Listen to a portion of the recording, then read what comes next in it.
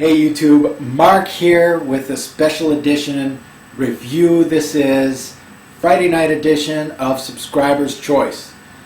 You guys had a choice between the Comme des Garçons, John Varvatos, and a Dior fragrance. Votes are in, all tallied up, and Christian Dior's Fahrenheit 32 won. So first of all, I want to thank all my subscribers. You guys have been great, especially in these Subscriber's Choice. You guys have been active.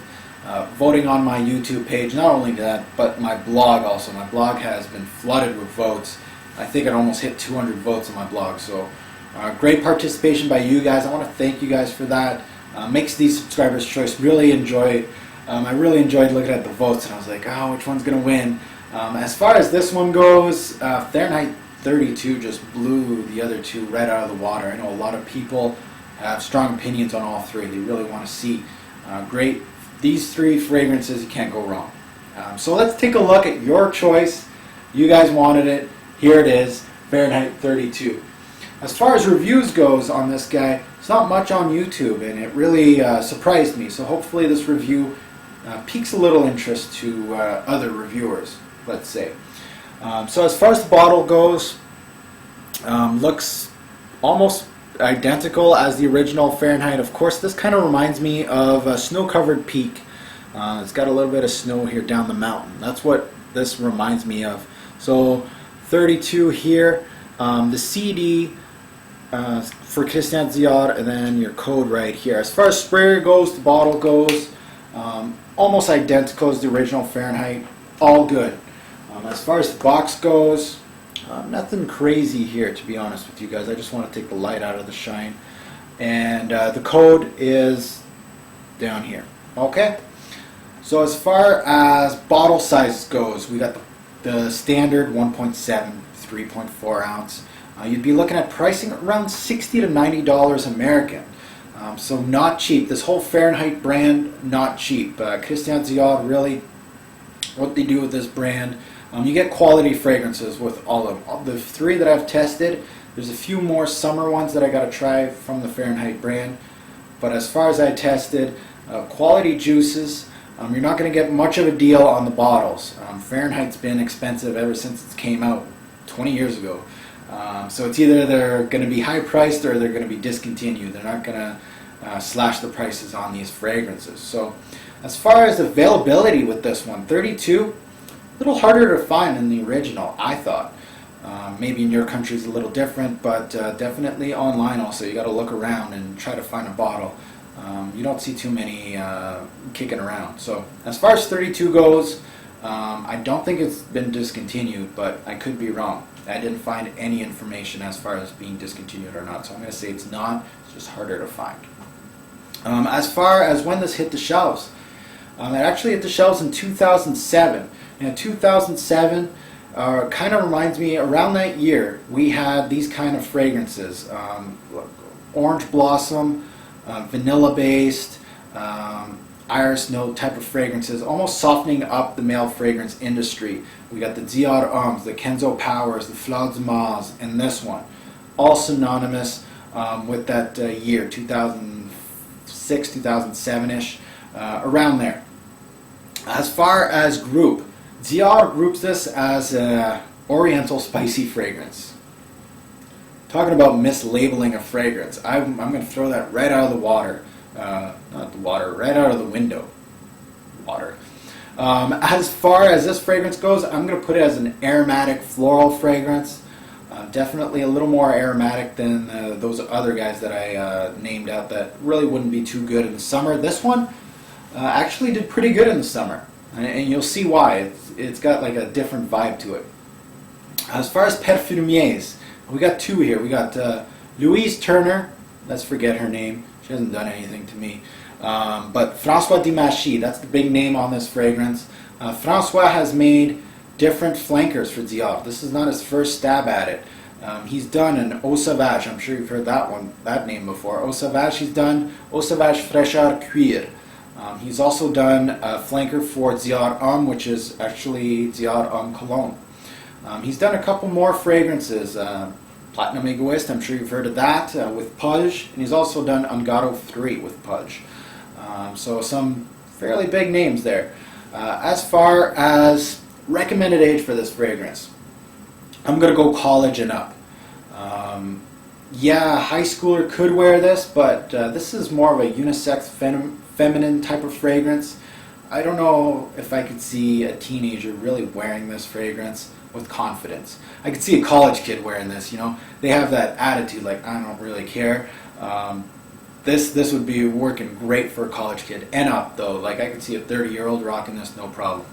As far as how many sprays and wear, 1 on the chest, 2 on the neck, pow pow. But as far as an orange blossom vanilla type fragrance, sometimes you don't want it close to your nose. A lot of people might get, you know, it might be a little too much for you. Replace the 2 on the neck with 2 on the arms. That'll work. It worked well for me. So either or. As far as the notes go, very simplistic. Another simplistic fragrance, this one. We got 3 notes. We got the orange blossom, vetiver, and then we have the vanilla. So very simplistic. As far as marketing goes for Fahrenheit 32, what does Fahrenheit 32 mean? What are they trying to emphasize with this? Well, what they're trying to emphasize with the 32, the number, refers to a freezing point for water. So it's really to emphasize the contrast between this and the original Fahrenheit. When you think the original Fahrenheit, you're thinking working man, leather jacket. He's got his canteen for his fuel. That type of guy. Now this is, you know, this is not, you know, the burning sensation of Fahrenheit. This is freezing. More of a feminine type of fragrance, unisex. Definitely the type of guy that would be probably wearing a pink shirt and wouldn't give a, you know, those type of guys. So 2007 kind of brought in those type of fragrances, and this one is in the mix. As far as if you prefer darker fragrances like Fahrenheit, this one might not be for you.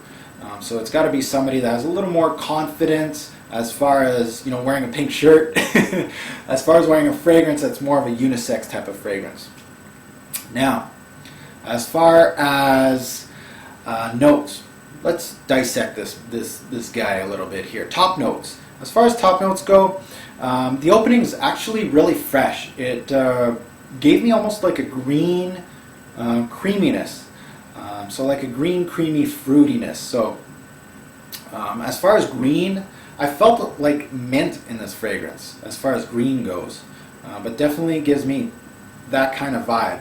Also kind of gave me like a coconut vibe in the opening. So a lot of people that are looking for coconut based fragrances, I'm not saying this is, but it does have that coconut vibe to it. It's similar to the One by Dolce & Gabbana.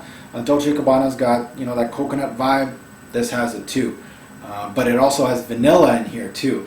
So the vanilla is there the whole way through in this fragrance. As far as the top notes go, it's kind of in the background, but it keeps peaking up more and more as far as when the fragrance comes in, as far as development goes. As far as the mid notes comes in, I get more of an orange sweetness, like a floral type of feel with this, and the vanilla comes full steam ahead. In the mid notes, you cannot miss the vanilla. As far as the vetiver goes, I'm going to say the vetiver had like it was really in the background. So anybody that really doesn't know what vetiver smells like, they really won't get it in this fragrance. It's really almost in the undertone of it. But as far as that goes, the mid notes was really more powdery and more sweet than anything else. I really expected something a little different, but really just vanilla, powdery type of fragrance in the mid. As far as the base goes, guys, the base is vanilla all the way through. That's all I got. It was just vanilla drying down at the end. So as far as this fragrance goes, it's a vanilla-based orange blossom type of fragrance. As far as first impression goes, I don't know if I made a video as a first impression with this fragrance, but my first impression of this fragrance is I felt like the original. It felt like the original, but with a fresher tone. That's what I got. Like I was sprayed on my hand, went like this, and I was like, oh, kind of feels like the original, but with a fresher tone. I couldn't be any more wrong. With testing and trying this thing out and doing some research, it's definitely a 180 from the original. So as far as this goes, the dry down is sweet in the form of a powdery vanilla. white floral. The vanilla can be overpowering to some people. So is this one safe for the summer?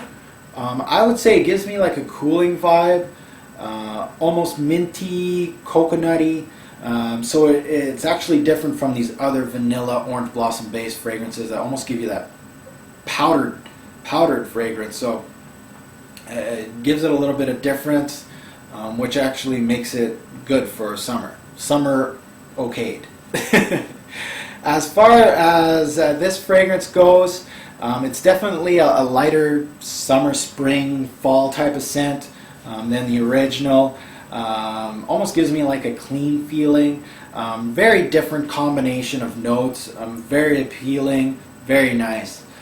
Perhaps a little too floral for some people and feminine, so it does kind of give it like an iris, orange blossom type of feel of fragrance. So why would you hate this fragrance? Well, very much a linear fragrance, vanilla, vanilla, vanilla.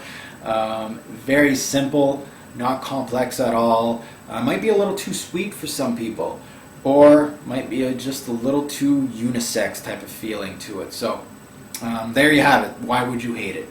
As far as one word to describe this fragrance, I would say pillow. It makes me really feel like I'm just on a pillow, comforting. As far as bottles go, I've named these guys before: Flauds Mal with the vanilla and the orange blossom, the Kenzo Powers, and the Dior Homes of the world. Definitely that type of genre. As far as by try or pass with this fragrance, definitely a great composition. I would say it's actually a little different from the Kenzo Powers and the Flauds Mals of the world. So I would say this one is a buy. Definitely, I'm really enjoying these type of fragrances like Kenzo Power and this one, and it's a little different from those other ones. That it's a buy. I would definitely recommend this as a buy. As far as when I close my eyes, this fragrance reminds me of what? It actually reminds me of being on a cloud. It feels like I'm free. I'm on a cloud. No worries in the world. So it kind of gives me that white feeling. As far as best time to wear this fragrance, best time to wear it, daily use. Of course, daily use. Best time to wear this fragrance. Very much a daily use type of fragrance. So this is my fragrance review. You guys asked for it. You got it. Fahrenheit 32. Recommended by me. Definitely recommended. A great overall fragrance. So let's take a look at the rating system and see how Fahrenheit 32 gets as far as the score goes. Alright guys, it's time to rate Dior's Fahrenheit 32. This one's got 9s across the board. Projection, 9 out of 10. Just like the original Fahrenheit, great projection. As far as longevity goes, 9 out of 10 again. 6 to 10 hours any given day. Actually fairly good for this type of fragrance. As far as versatility goes, actually pretty good. 9 out of 10. For these type of fragrances, you're really not getting too much versatility, but this one kind of gives you a summer feel, so it gives you an extra season, so summer, fall, and spring. Also good for the evening, but also great for daytime fragrance. As far as overall smell, 9 out of 10. Very pleasing, vanilla-based orange blossom fragrance. As far as overall Fahrenheit 32, recommended by me, 9 out of 10 bottles.